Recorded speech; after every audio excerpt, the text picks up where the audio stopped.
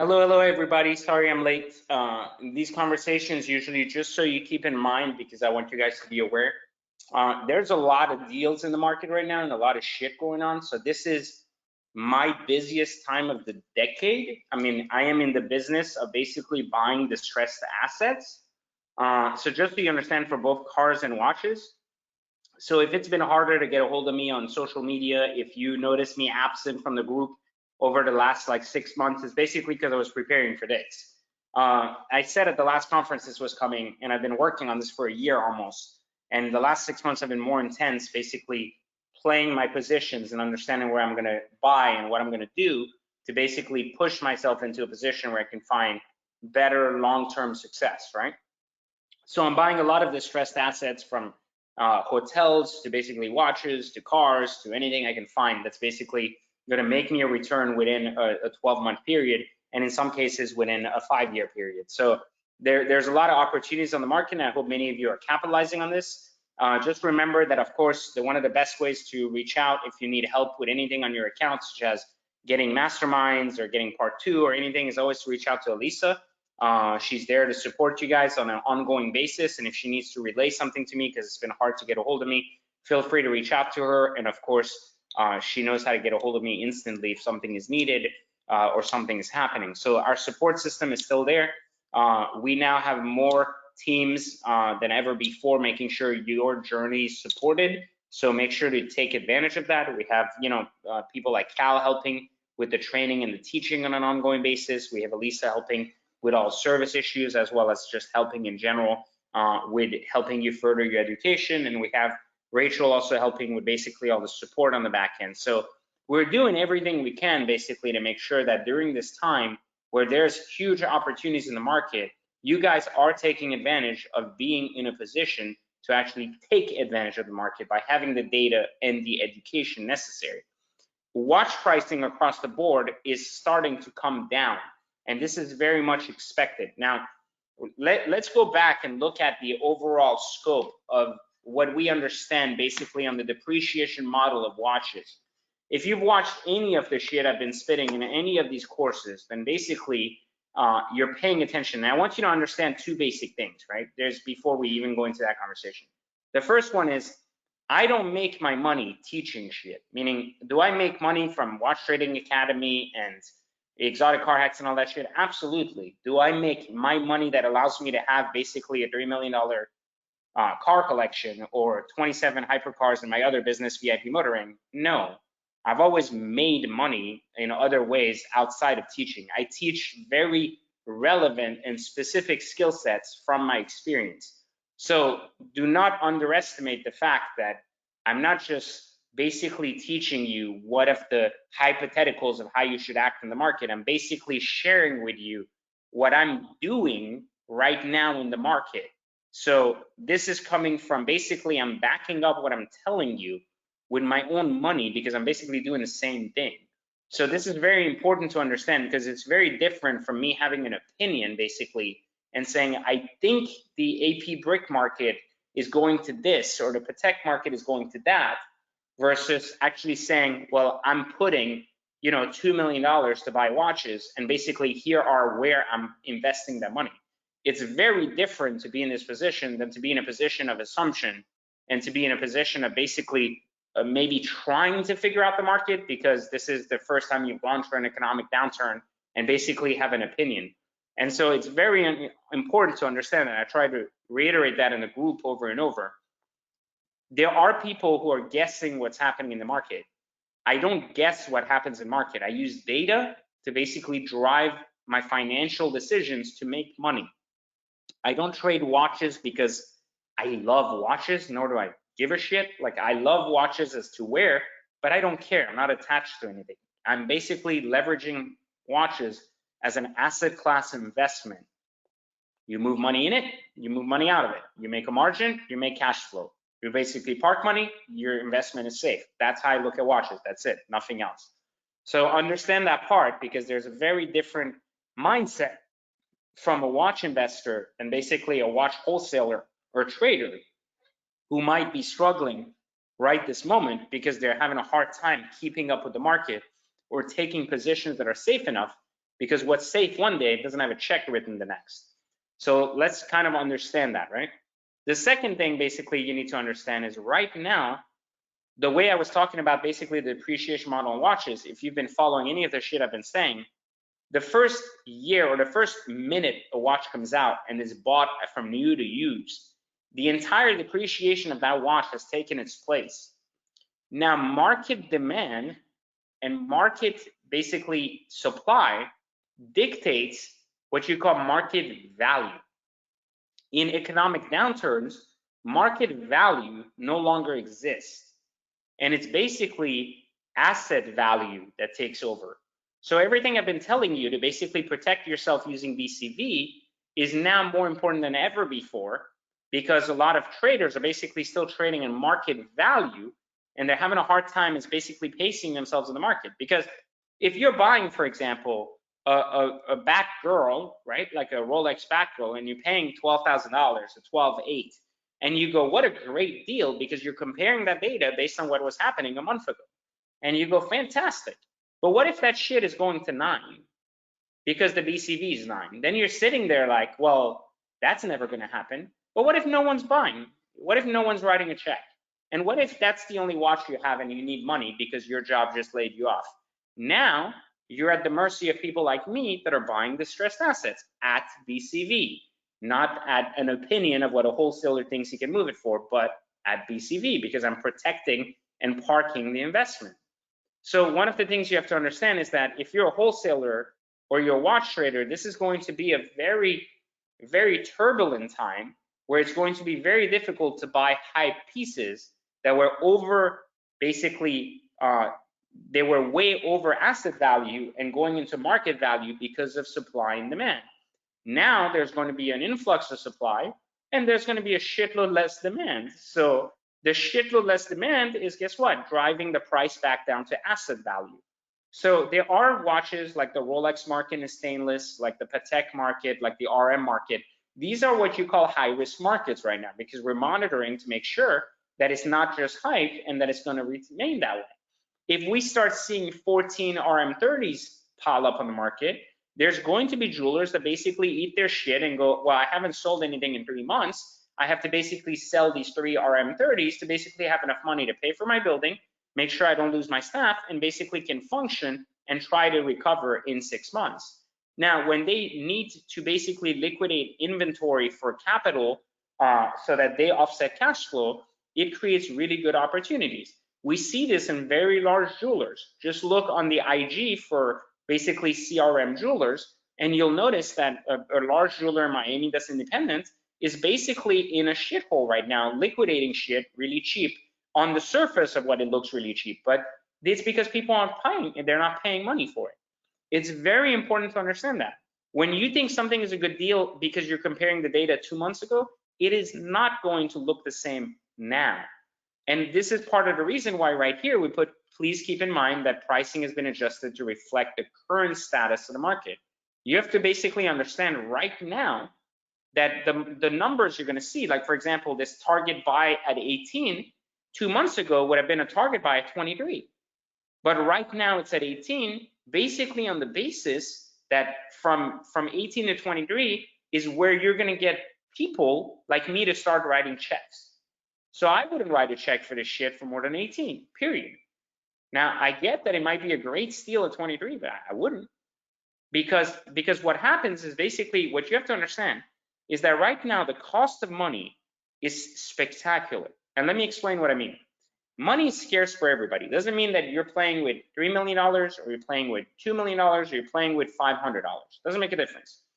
It's worth what it's worth to you. But here's what happens. Let's say I'm playing with $20,000. Like the majority of watch traders basically have that, you know, if you're starting, you have 20 grand that you can put in assets. So let's assume I'm playing with 20 grand. Let's assume right now I buy this at 22. 2 months ago, that would have been a spectacular deal. And I would say, wow, I got it at 22. That's a great piece. Am I going to lose at 22? Probably not. Meaning in the next couple of, if I keep it a year, am I going to lose? No. But here's what happens. If I buy at 22, it's unlikely, this is important, very unlikely that someone is going to basically buy it from me at that dollar right now with the insecurity. Because remember, the same thing happens in a recession that happens at the value from new to used. It plummets first because all the fire sales happen. And then here's what happens. The banking system starts being like shaky a little bit. People get scared in recessionary markets and they want to park their money in cars and watches. But they do it when they think they've reached the bottom slow enough, when they feel very comfortable saying basically that, hey, listen, like I'm comfortable now putting some money in watches because I understand what's happening. I've kind of stopped being in panic mode. I've reorganized my assets and I'm ready to go. That's when people start buying again. So if you're buying riding the wave down, you're going to get stuck. If you're buying at the down, even though the wave is going to settle at 18 on this watch, if you're buying that price at 18 now, it's worth putting your money. But here's where things get complicated, because this is what I was saying with the cost of money. If you put your money in this, let's say at 21, and you're stuck in it, you're not going to lose money, but you're stuck in it for the next year, and you're going to ride it, enjoy it, whatever. Let's say suddenly I call you and I said, listen, let's use someone that's on the call. Let's say Sonny, for example. I said, Sonny, listen, this Rolex Yachtmaster 2, my brother gave it to me. I really don't want it. I'm going to sell it to you right now at 8 grand. If you give me 8 grand cash right now. So you go, holy shit, target buy was 11. You're offering me this watch at 8. If your money is tied in this, how the fuck are you going to buy this at 8 and instantly make 3K? Well, you're not. And that's where the cost of money gets dangerous. When money is tied into one asset and there isn't enough money to basically break into these crazy deals that get popped up on the market or offered all of a sudden, then that's when you get hurt. And that's why you have to be very, very careful, because you're missing on the opportunity on the basis that you're stuck in an asset. So that's one. The other thing you got to be very careful of in economic climates like these is fraud.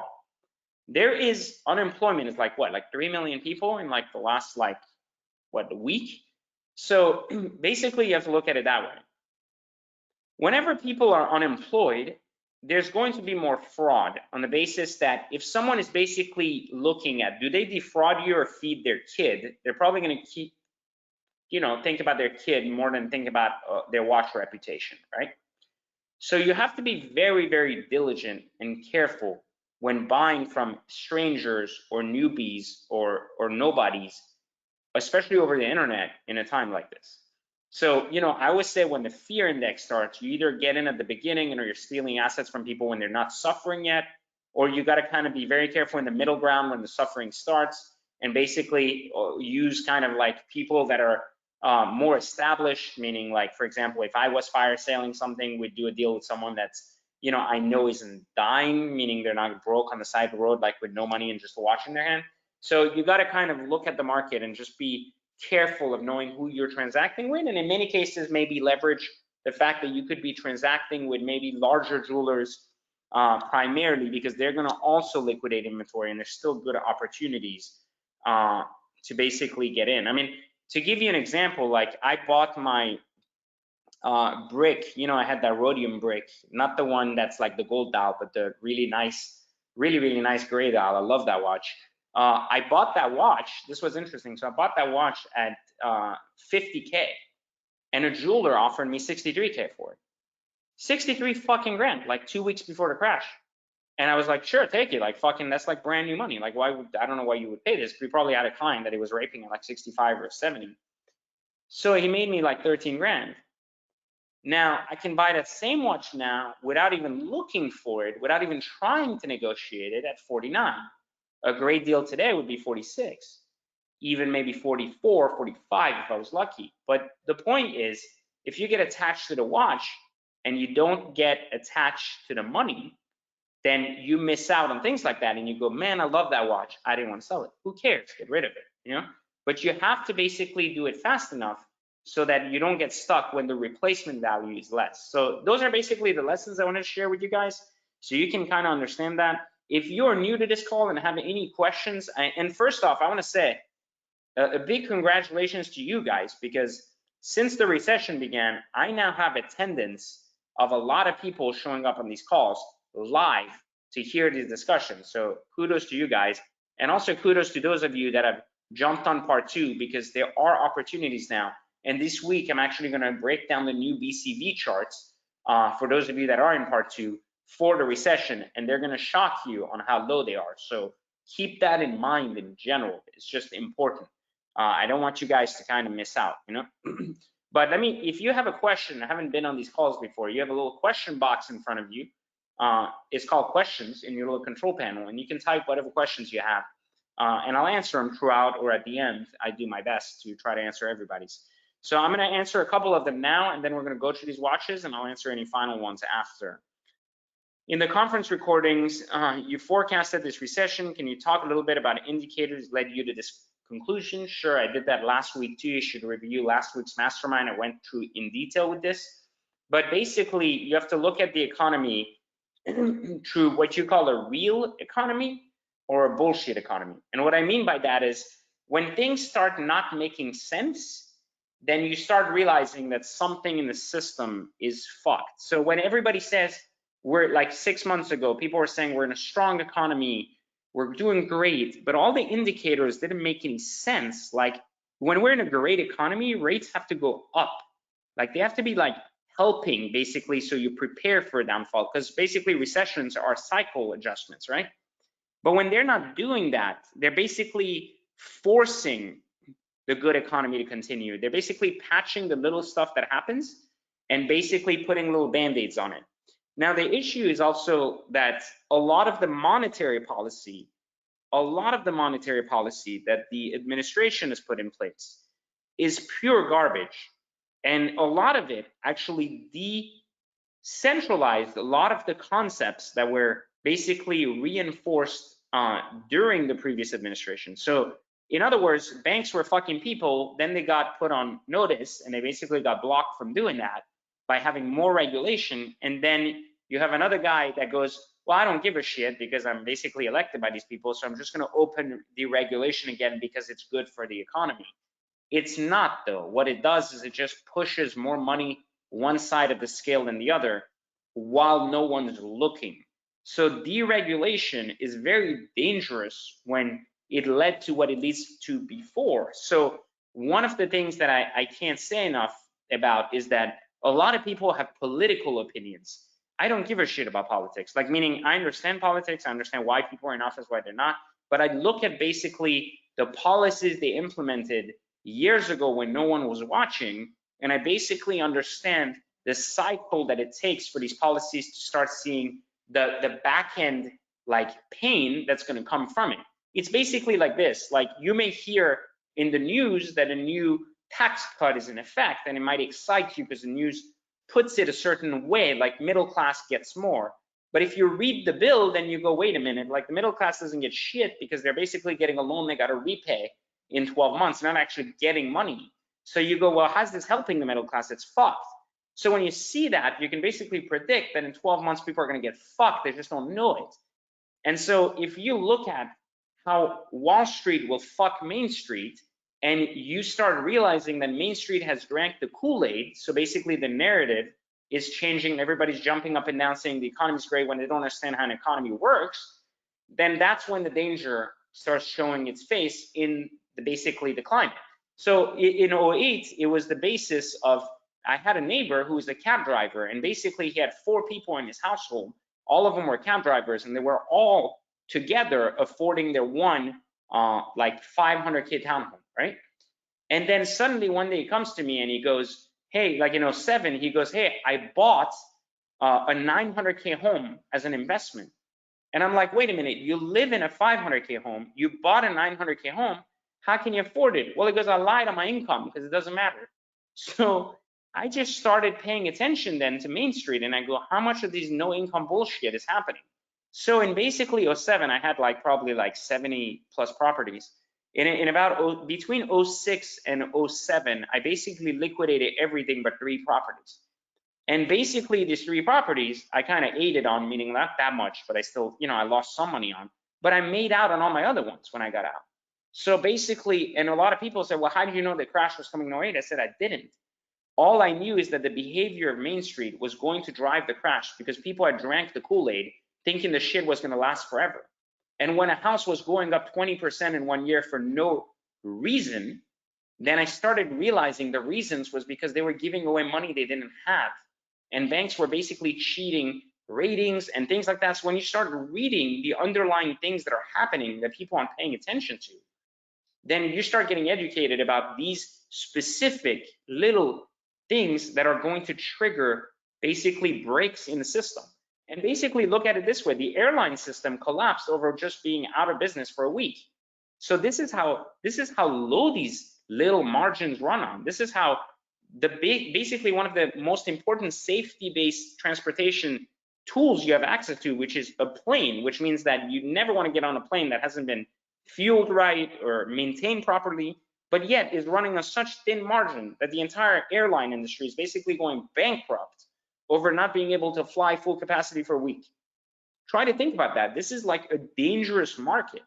So if you're investing, you need to know these things about how airlines work. And if you don't know these things, then you're very surprised when you go, well, how come is United bankrupt over just a week? Why can't it just take 6 months before they go bankrupt? Because they have no cash reserves. And so people don't understand how these things work, and as a result, they get caught up in it.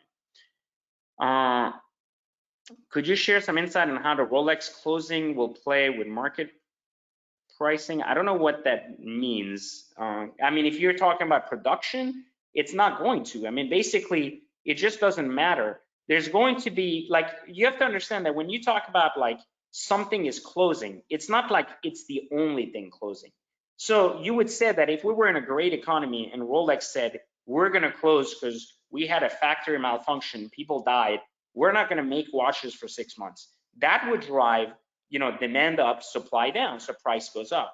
But when you basically have every manufacturer stop and everything stop, then basically you're going to find that when it starts again, there's still going to be less units on the market. So it is going to help pricing down the road, but nothing right now. And also, if the entire ecosystem is impacted, then technically nothing is impacted in a way. Like, because what happens is then money changes hands, especially like things like restaurants that can't survive are gonna die, and other people will basically buy those restaurants and establish new restaurants as opportunities. Like for example, I put a bid on a hotel that I basically won, where I'm buying a $7 million hotel for like 680 grand.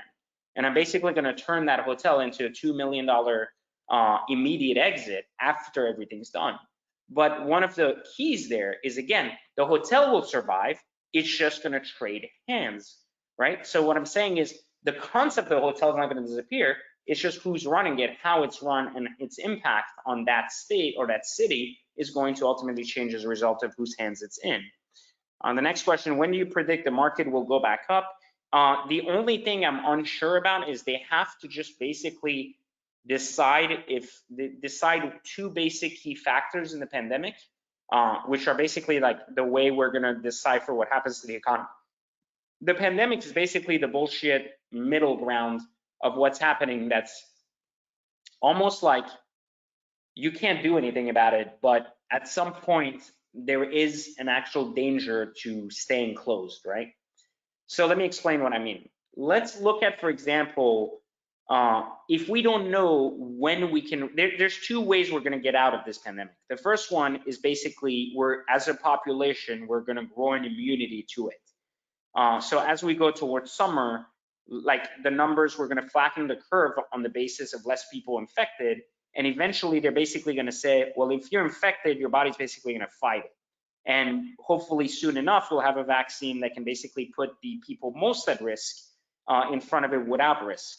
But until then, basically, it's just, we're gonna get to a place where it's not gonna make sense to basically not open, and it's not just gonna go away. So people are still gonna get infected, they're still gonna die.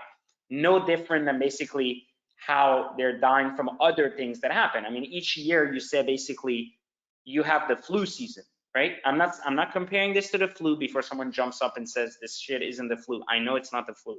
I'm saying you have flu season, so it's possible that in the future, if it comes back, you'll have COVID season, meaning there'll be a season where it's more vulnerable that people get this strain of flu or the strain of bacteria that will basically hurt them and possibly kill them, right? The problem is the overwhelming numbers of people that are impacted and the lack of healthcare to attend to them. So once you get rid of that imbalance, because there is enough healthcare to deal with the flu, because it's basically built into the healthcare system now, and there's a vaccine, so it eliminates everyone going to the hospital at the same time, you basically have the ability to treat it. And if you can treat it, even if you don't have a success rate every time, just like some people still die of the flu today, if you can treat it and if you can vaccine against it, then it will basically become part of the population, meaning it's basically part of what we live with now. What's really important to understand in that is the earlier we know when things reopen, the more we can basically predict the rate, not of recovery, how long the recession will stay after. Because the first and most important part of this is how many will drop off unemployment and go back to work. And if people do go back to work, if restaurants do reopen, they do get the assistance and people can sustain, because it wasn't 5 months lockdown and it was legitimately like maybe a month. The problem is they're not shutting down the system, so they're dragging the shit out. And if they drag it out, it's gonna have a much larger and deeper economic impact than if they just shut it down for 2 weeks and reopen. But because they're doing it state by state, they're changing some laws here or there. They need to shut the fucking system down for 2 weeks, but they're not willing to. And that's where the danger comes in. Get it? So the prolonging of this is where the opportunities and the uncertainty lies. That's why right now I'm only making purchases that are heavy on the equity in the piece because of fire sales. And basically I'm sitting in all cash, only buying huge positions into things where I guarantee an exit, even if it's 2 years, because I'm not in need of the cash, basically. So that's the way I would look at this, and we won't really know, and I don't throw numbers out of my ass like 6 months we'll be back on track, because there are unpredictable things at this point because of how unprepared and unorganized the administration is. And this is very important to understand. This isn't a political argument, it's a data argument. If you're unorganized and you don't understand basically data and you're using basically assumptions out of your ass, then what happens is you're creating more uncertainty in the market. So we're going to see worst economic data come out before we start seeing kind of a silver lining to the whole thing. Hype markets have been hit. Does this affect Panerai heavily? No, if Panerai is bought at BCV, it will not, but there will be less demand for example, rose gold pieces that were at higher BCVs previously. My new charts will explain this. I'm in Arizona, lots of pawn shops in this area from Tucson to Vegas, all driving distance for me. Should I visit pawn shop to buy from them? No, you have to find people before they go to the pawn shops. When I mean effect Panerais, I mean they're harder to sell. Yes, it will be harder to sell a Panerai, especially an expensive one, when there's going to be much better market. Like meaning there's higher demand on Rolex than Panerai, we know that.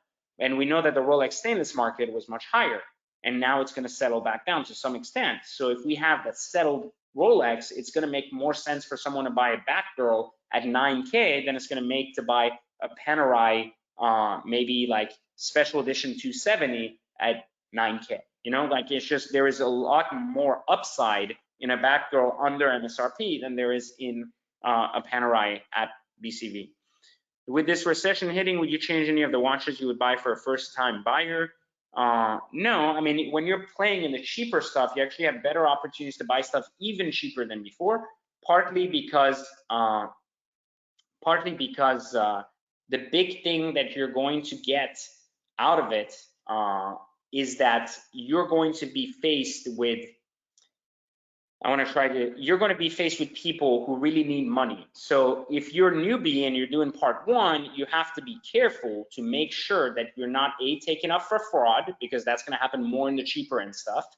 And B, you also have to make sure that you're basically protecting yourself and buying those really crazy deals, because there's going to be more of them, because usually people who don't have any money typically are the first to drop shit like watches, because they shouldn't have bought a watch to begin with. And hopefully that will work better, you know? Okay, so next question, let's see. Is the current situation any similar to 2008 crash? In other words, is there anything to be gained from looking at data? Not really data in that way. What we basically understand from 2008 is the fear, and the beginning of fear is gonna be the greatest dips. Like think about what happened in the market. Like I'll give you a good example. If you follow the stock market, you saw the huge dip where the Dow went like 17,000 points, and then recover at 20,000 because it meant to crash to 20,000, but the fear drove the 17,000. So if you bought at 17 and got back to market value at 20, you made money. And that's basically the idea here, you know? And that's one of the things you want to make sure you don't fall victim to, okay? Like, because it's very, very important. You don't want to fall victim to this idea that basically you didn't buy the fear games on the right pieces, right? So that way you basically position yourself in a much better opportunity to make margin up and protect your investment, especially if you're new to this. It's very, very important, you know, to protect your investment. That's one of the things that I can't stress enough, especially if you're new. Right now, you have to be careful and basically protect yourself. Okay, let's see, next question. I want to start now with 4K. You recommend me start with 1 or 2 options you sent us in today's newsletter. That's up to you. I mean, I honestly, if I was any of you right now, I wouldn't be buying shit from the newsletter. Basically, I'm just being honest with you. I would be looking for the fire deals, not the deals that people are going to call on. Everybody's going to call on these watches right now in the newsletter. Instead, I would be looking at taking the data from the newsletter and leveraging it to go find other units. Let's see, the question is too late, but what are your sources, books, shows, and understanding the big picture of the economy trends? I have no books. I have no sources. What I basically do is I was a banker for like 10 years of my life. And I consulted a lot of big banks after I basically got fired from my banking job for basically looking at human behavior and consumer behavior around finance. So I actually created algorithms for 2 banks in terms of being ahead of markets and analyzing basically social behavior on your ATM debit cards. So that's something else that I've done for quite some time. After I originally got fired from my first banking job, I did that for a year and a half before getting back into banking for a little bit. And that is a big part of where I've learned kind of to look at that Main Street behavior and analyze that. When do you figure we'll reach bottom? We answered that already. Do you think, is this realistic? The beginning of a multi-year recession is not being talked about as much as everyone's focused on the pandemic. We may go back to normal after for a little bit with inflation because of the amount of money they're pumping in the economy. We're gonna have to see how that plays out. Until the world is open, I'm not gonna make predictions or data-based assumptions or any type of trajectory basically on what's happening without knowing when we open. The longer we stay closed and the longer we segregate states into like taking their time to close shit down, open, close, open, the longer you're going to bleed out. So the more you have to kind of stay and ready to pounce on deals because it's gonna get worse before it gets better. How are the 4 or 5K selling market affected? Should I just hold them now? No, I mean, again, more fraud in the lower end market. And basically, if you bought right, you're not really gonna lose. You basically have to hold. So let's get through these real quick because I wanna make sure at least we do that. We're already at the 30-minute mark and we haven't even talked about any of this yet. So first watch we're looking at, AP rubber clad rose gold. Really good unit, actually, believe it or not. One of my favorite mods to do to this is to put a ceramic bezel on this. And it's one of my favorite APs of all time. I really love that watch in general, and really good watch to own. Basically, I mean, as a basic idea, it's just a really good watch, and I recommend it in general. So the Yachtmaster 2, this is one of those that was undervalued. It's going to come back down. It's going to come back down and basically become like, even though it was undervalued, it's still going to go basically to like the 10, 11K mark and kind of sit there. You'll see that on this watch, and because it was undervalued. And I think that it's still a good opportunity, short and long term, as long as you can get it between 10 and 11K. I think that's basically the best opportunity there. Then the Omega Dark Side of the Moon, this is an example of what's heavily impacted. Look at my target buy from before, significantly different. Now the target buy is now much lower. This is one of those that basically becomes basically like one of those watches that's like dangerous, you know, where it was kind of overhyped because it was cool. The Omega market is just not going to hold. That's going to crash the shit. And I think that's where there's going to be good opportunities again, because those are all good watches. They were great watches, but unfortunately, when there isn't enough money, those are the markets that get hit harder. The Hublot Big Bang Ceramic, the target price used to be 5,800, now it's 5 again, but the target sell only went down like $300-400. So this is a good place where you're buying margin, not really lowering, anything. So that's how I would kind of look at that as well. You know, like that's something else that's important. The Cartier Roadster, again, slightly down, about 900 down to 30%. Now the target sell looks like the target buy from before. So again, another place where I'm just basically showing you the differences if you haven't followed the other ones previously. And that's still a good opportunity there. But I think these are really at bottom at 3. I don't think we're going to see these as 1,000 unless people are dumping them like they're scared. But that's really where the value is on these, is 2,900 to 3 in this downturn. So if you can get them, buy them. I mean, if you can't sell it at 3 and it's a complete, chrono like this, I'll buy it from you. The Audemars Piguet Camo, really, really undervalued for a while. And I feel that people went for the new one thinking it would do the same, and the new one went ape shit, like down the fucking toilet, and it looks like asshole. This one I think will stabilize in the mid-20s and kind of stay there for a while. Fire sales may happen, but I think 25, 26K is really where the value needs to be. So if you're paying more, I wouldn't. But if you're buying a 25, 26K, I think it's a safe hold. Now, something to be said here. Safer way to park money, AP Camo. However, is there margin? Probably not. You're not going to get a lot of people jumping on these in a recession either. Here's another one that's a fantastic watch, the 1020. This is my favorite rose gold Panerai. I have one. I don't know if you've seen it. To give you context, like I bought one of these brand new for 23, sold it for 27. That's a good number. The asking price is 23. Now I had to kill to get mine at 23. Now it's being asked at 23. Target buy, you're not gonna like this, 19 for brand new. This is how much this has gone to shit. If I wouldn't have sold mine, I would have been fucked. And again, this is where the opportunity lies. See, like these markets are gonna come down. And while I think this is worth 23 all day, it's just impossible to sustain at 23 when you had units that have crossed eBay naked, fucked up at 16, 17 grand. A target buy in the new one has to be 19. Now, personally, I'll tell you this, a naked watch for 16 as a fire sale on eBay is not a good indicator of what this watch is worth. Just like a 289, I used to buy them at 10K at some point. It's not a good indication of what they're worth. It's still bring 13 grand. But when you have the 289 at 13, while I love the blue dial, it's not gonna bring, it's basically not gonna bring 23K. It's not gonna bring 10K more.